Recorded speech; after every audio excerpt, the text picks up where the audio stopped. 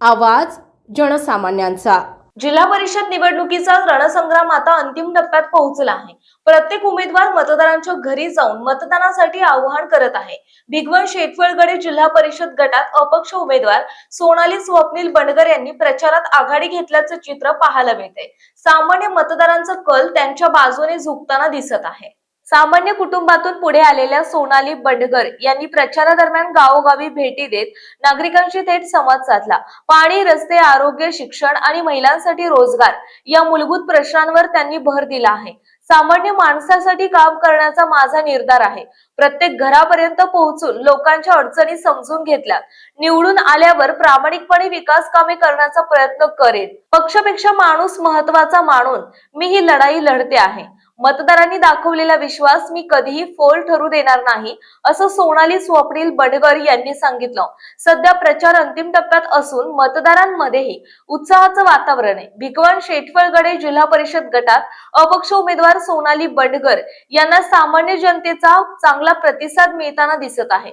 निकालाच्या दिवशी कोण बाजी मारणार हे स्पष्ट होईल, मात्र आजच्या घडीला प्रचाराच्या मैदानात चुरशीची लढत पाहायला मिळत आहे।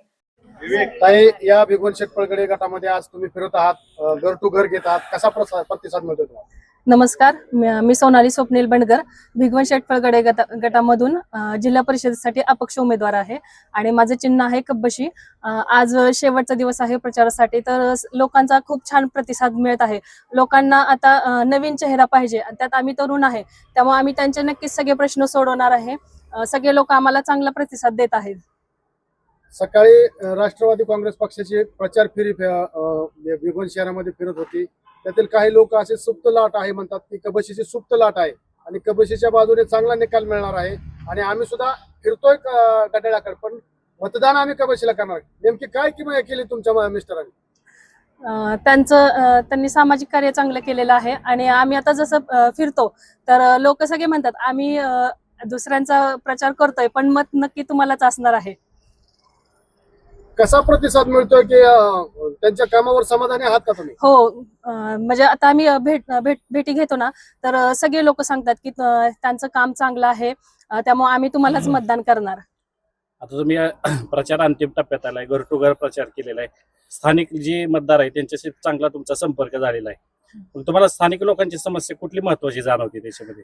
आता फिरत असताना काजर साईडला वगैरे म्हणजे आम्ही स्वतः जाताना सुद्धा आम्हाला रस्त्याचा प्रॉब्लेम येत होता, तर सगळे लोक म्हणजे एक तर आजोबा असे रडले की त्यांचं आता घराचं काम चालू आहे, पण म्हटले की आमचं म्हणजे गाड्या पण येत नाहीत, इथं घराचं काम चालू आहे, तर आम्हाला त्यांच्या सगळे समस्या सोडवायच्या आहेत। तसंच आता काही ठिकाणी फिरायला म्हणजे प्रचार करताना आम्हाला म्हटले की 8-8 दिवस कचऱ्याची गाडी पण येत नाही, तसं ड्रेनेजचे पण खूप समस्या आहेत, तर ते सगळे सोडवायचे आहेत आम्हाला।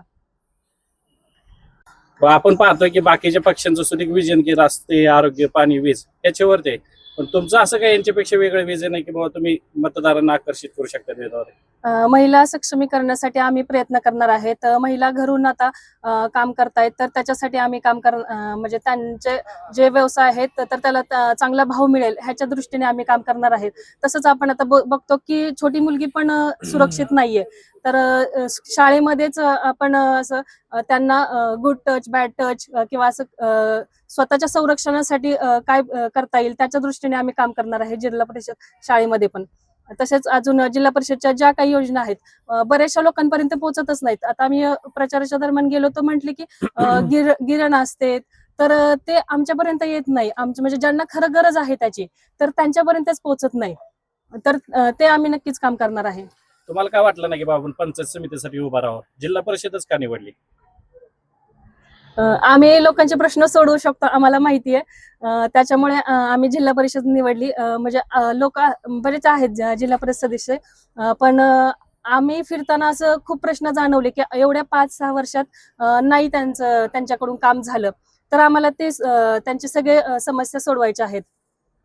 तुम्हाला फॉर्म माघार घेण्यासाठी काय राजकीय दबाव आला होता? हो, आला होता, पण म्हणजे आम्हाला लोकांचा प्रतिसाद चांगला होता आणि आम्हाला विश्वास होता की विजय आमचाच होणार आहे, त्याच्यामुळे आम्ही फॉर्म माघार घेतला नाही।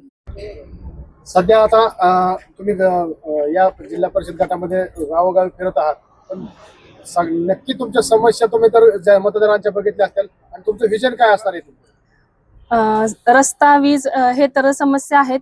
तसं पण आपण बघितलं की महिला एवढं म्हणजे 3-4 महिन्याने आपलं हेल्थ चेकअप करणं एवढं म्हणजे कामाच्या ह्याच्यात लोक नाही तेवढं लक्ष देत. तर आम्ही असे वेगवेगळे शिबिर भरवणार आहे जेणेकरून प्रत्येक जण आपलं चेकअप करून घेईल, त्याचा त्यांना फायदाच होईल.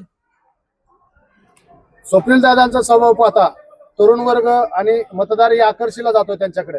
तर उद्या तुम्ही जर निवडून आला तर त्यांचा हस्तक्षेप होईल काय तुमच्या कामकाजामध्ये? नक्कीच नाही. त्यांची ओळख वेगळी आहे, माझी ओळख वेगळी आहे. त्यामुळं मी निवडून आल्यानंतर माझं काम मी स्वतःच करणार आहे आणि मी सगळ्या लोकांच्या समस्या सोडवणार आहे. तुम्ही मतदारांना आज शेवटचा मतदार संपतोय, मतदाराचा प्रचार संपतोय, तर काय आव्हान करणार मतदारांना? मी तुमच्यातलीच एक आहे. मी सगळे प्रश्न तुमच्यासारखे अनुभवलेले आहेत. तरी तुम्ही मला कब्बशी समोरील बटन दाबून प्रचंड बहुमताने विजय करा. G9 मराठीसाठी बबनराव धायतोंडे, इंदापूर.